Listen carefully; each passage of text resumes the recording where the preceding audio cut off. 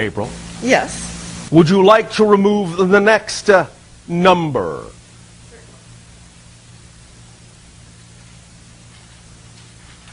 What do we have?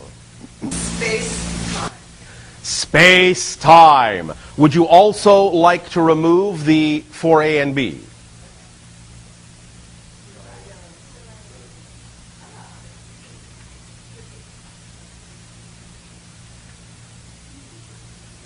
What do we have there? A little space-time graph. All right. Now, let us explain. We have talked about this briefly before. You may sit. Thank you very much. The idea is, you already know from what you call your science of relativity, or some of you may not know this, that there is an effect in your reality called time dilation. That when you move, let's say in a spaceship, faster and faster and faster and faster, and approach what you call the speed of light, which is simply, in a sense, the border of your particular reality. Doesn't mean you can't actually travel faster. It's just the border of your particular reality, just the threshold. But in your physical reality, while you travel in your physical reality up to the speed of light, the phenomenon called time dilation is noticed to occur. What this simply means is, the faster you move in space, the slower you move in time. Time slows down. This is what creates the twin paradox, as many of your scientists have expressed it, so that if you imagine there are two twins that are the same age, and one steps into a spacecraft and goes out into the stars and travels very close to the speed of light, time for them on the ship will slow down to the point that when they come back, they may actually be many, many, many years younger than the twin who stayed on Earth, who will have aged in the meantime. The idea to understanding this is to understanding space-time as a 100% idea. There can only be 100% space-time. So, if you are traveling at 50% of the speed of light, then the idea is that you are using up that much space. There's only 50% of time left. So you can only experience half the time.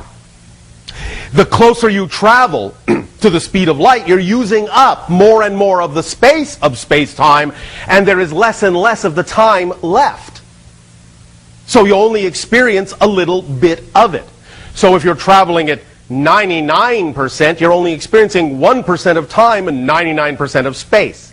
Conversely, when you're standing perfectly still, as most of you are right now, you're experiencing almost all of time and very little of space at all. You're not moving around.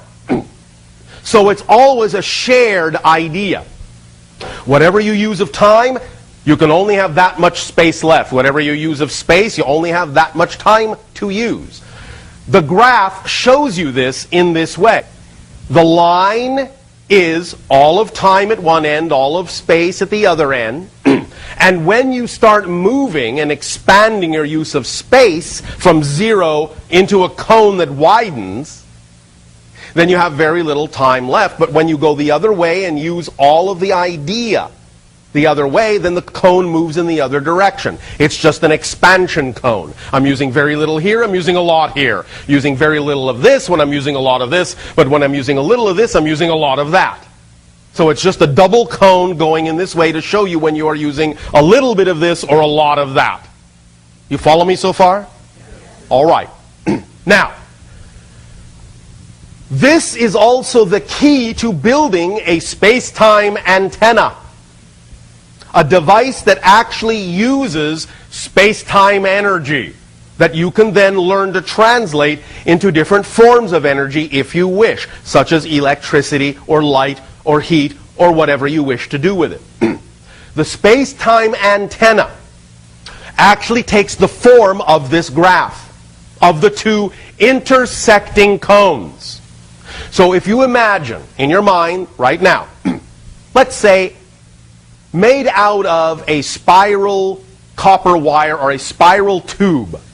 Imagine starting on the ground, and imagine bringing the tube around in a circle and then spiraling it upward, getting smaller and smaller in circumference. You're describing a cone. You're spiraling up to the tip of the cone.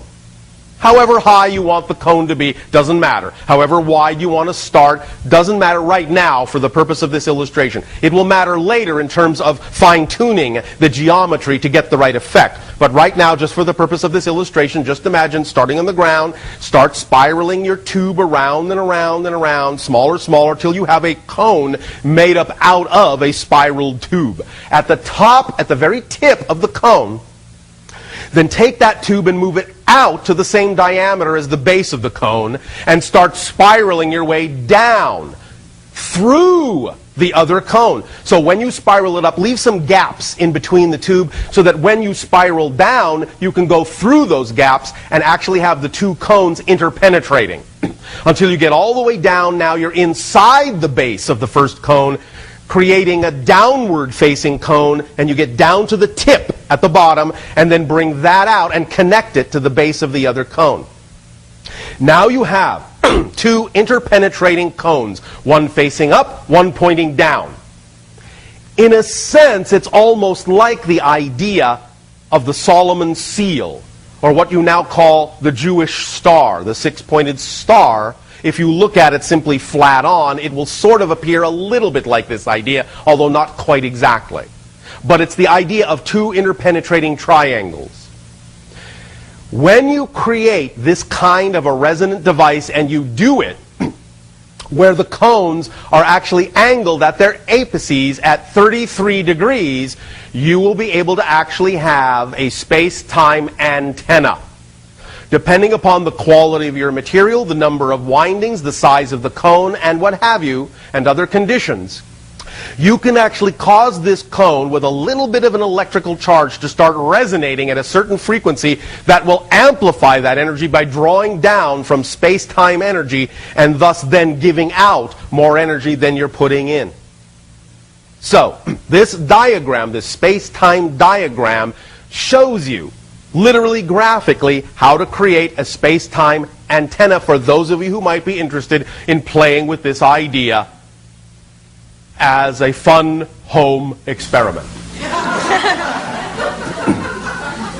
Well, this is where our children start. So have some fun. Explore with it if you wish. It's up to you. Or use this idea by imagining it simply in your imagination and play with what that shape does when you get it in your mind's eye in terms of opening you up to other levels of communication as well, because you can use it that way too. You don't have to physicalize it to get an effect within your own consciousness, but you can physicalize it to get an effect in physical reality. So play with it however you wish. If you also do it in your mind, and you see that shape in your mind, if you can also learn to view it three-dimensionally and start turning it, rotating it in your mind, and see it in different angles, that will absolutely heighten and increase your ability to tap into other dimensional frequencies as well. So play with this however you wish. And have fun. Have fun.